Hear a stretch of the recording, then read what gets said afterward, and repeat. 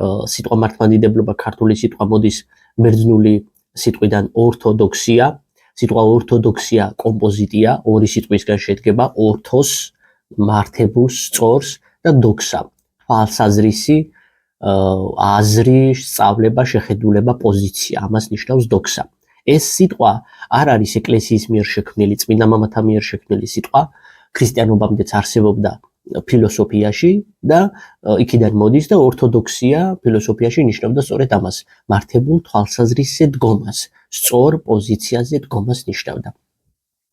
ქრისტიანული ეკლესიის ისტორიის პირველივე საუკუნეებშივე ეკლესიის წიაღში აღმოცენდა მრავალი არასწორი სწავლება.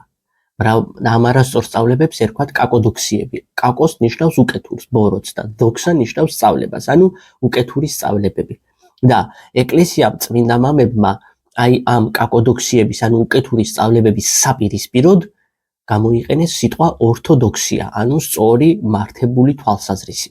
დროთა განმავლობაში სიტყვა ორთოდოქსია დაიტვირთა კიდე სხვა მნიშვნელობით და ახლა უკვე ჩვენ შეგვიძლია ვთქვათ, რომ სიტყვა მართლმადიდებლობა გულისხმობს უცდომელ, მართებულ სწავლებას, მართებულ რწმენას, მართებულ აღმსარებლობას და მართლაც ძვირფასებო, მართლმადიდებლობა არის ერთადერთი ქრისტიანული განხრა, მიმართულება, მიმდინარეობა, რომელიც უცდომელად ინახავს ქრისტეს რწმენას, ანუ იმ რწმენას, რა რწმენაც მაცხოვარმა მოიტანა, მაცხოვარმა განგვიცხადა, ეს რწმენა განვრცობილდა, ქადაგებული იქნა მოციქულთა მიერ და მოციქულთაგან აგრეთვე განმარტებული, მერე კიდევ უფრო განმარტებული მოციქულებრივ მამათა მიერ და საბოლოოდ აი ეს რწმენა დაფუძნდა და განიმარტა წმინდა მამათა მიერ.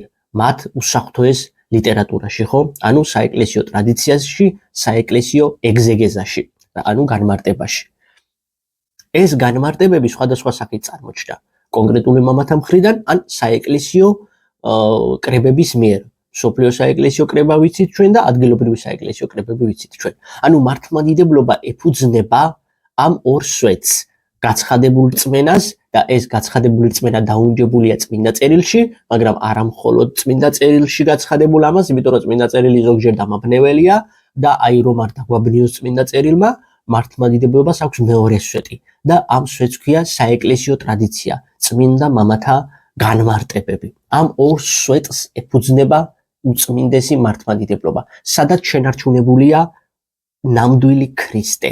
აი ის ქრისტე, რომელიც მოვიდა, ჯვარს ეცვა, ევნო ამაღლდა და ეხლა არის მარჯვენით მამისა მჯდომი. აი ის ქრისტე, ზუსტად ის ქრისტეა შენარჩუნებული მართლმადიდებლურ სარწმუნოებაში. არც ცოტა ნაკლები ქრისტე, იმიტომ რომ ბევრი დაჯგუფება რაღაცას აკლებს ქრისტეს. არც ზედმეტი რაღაცა მიმაგრებული ქრისტეზე. აი ზუსტად ის ქრისტე, ზუსტად ის ღვთისმშობელი და ის წმინდანები, როგორებიც ისინი ნამდვილად იყვნენ და აი მათ შესახებ გაუყალბებელ, უცდომელ სწავლებას და რწმენას იუნჯებს და აცხოველმყოფელობს, ანუ ასახიერებს მართლმადიდებლობა, მხოლოდ მართლმადიდებლობა.